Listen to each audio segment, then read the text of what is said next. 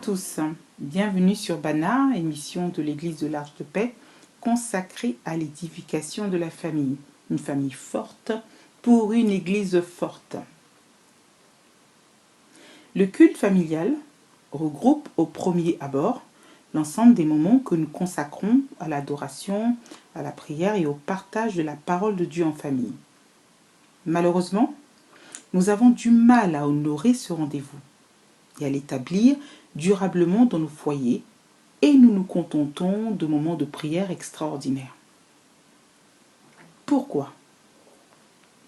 En règle générale, nous déclarons des moments de prière en réaction aux événements heureux ou malheureux qui jalonnent nos vies de famille. Pourtant, le culte familial est une recommandation de l'Éternel pour toutes les familles qui le craignent. En effet, Deutéronome 6, verset 7 dit ceci. « Et ces commandements que je te donne aujourd'hui seront dans ton cœur. Tu les inculqueras à tes enfants, et tu en parleras quand tu seras dans ta maison, quand tu iras en voyage, quand tu te coucheras et quand tu te lèveras. » Ce n'est donc pas une solution provisoire pour remplacer les cultes de nos églises en attendant la fin du confinement. Pour identifier ce qui peut nous empêcher d'inscrire notre culte familial dans notre vie de famille au quotidien, prenons l'exemple des apôtres dans le livre des Actes, chapitre 2, verset 42. Ils persévéraient dans l'enseignement des apôtres, dans la communion fraternelle, dans la fraction du pain et dans les prières. Deux éléments importants marquent ce passage: la persévérance et la communion fraternelle. Persévérer, c'est continuer de faire ce qu'on a résolu malgré les difficultés rencontrées. Même si nous sommes pleins de bonne volonté, nous finissons par reléguer notre culte familial au bas de la liste de nos priorités, derrière le travail, nos obligations domestiques, nos services et nos loisirs. Et nous commettons cette négligence parce que nous ne réalisons pas l'impact spirituel sur nos maisons. Dieu nous demandera des comptes sur la gérance de nos familles. 1 Timothée 5, verset 8. Alors assurons-nous que nos ordres de priorité reflètent les intérêts du royaume, comme il est demandé dans Matthieu 6, verset 33. Cherchez premièrement le royaume et la justice de Dieu, et toutes ces choses vous seront données par-dessus. Nous devons inscrire ces réunions dans nos agendas personnels, et ce, quelle que soit la place que nous occupons dans la famille.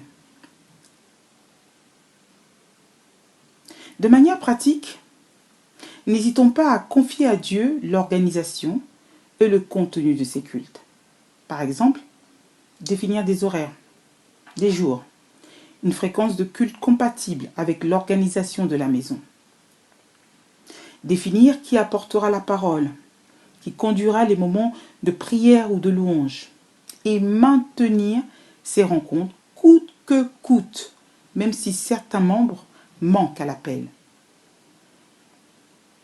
L'essentiel étant de passer régulièrement du temps ensemble dans la présence de Dieu et de laisser l'Esprit de Dieu agir. Veillons à cela avec une entière persévérance. Éphésiens 6, verset 18. Parlons maintenant de la communion fraternelle. Acte 1, verset 14 dit ceci.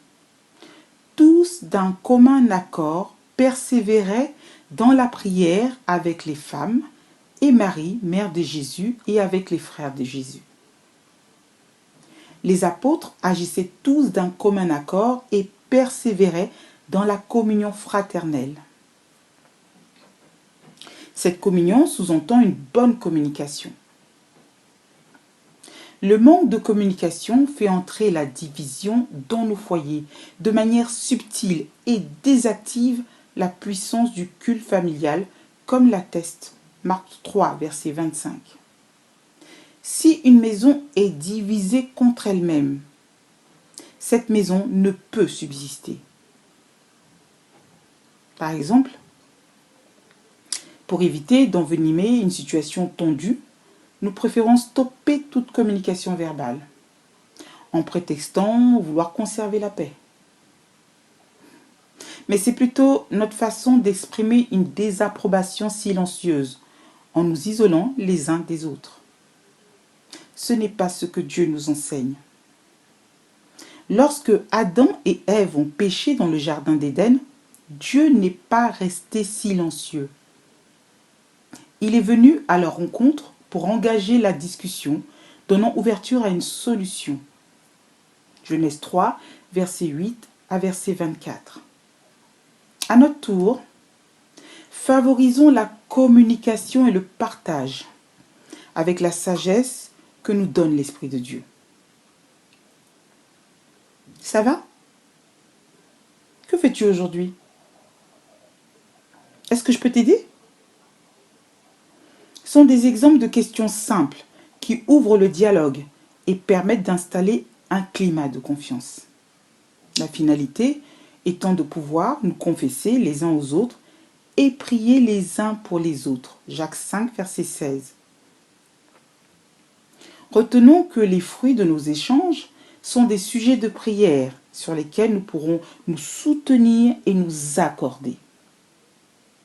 Bien-aimés, le culte familial est un usage sacré. Ne soyons pas les ennemis de notre propre maison, en étant l'obstacle à la réalisation de ce culte.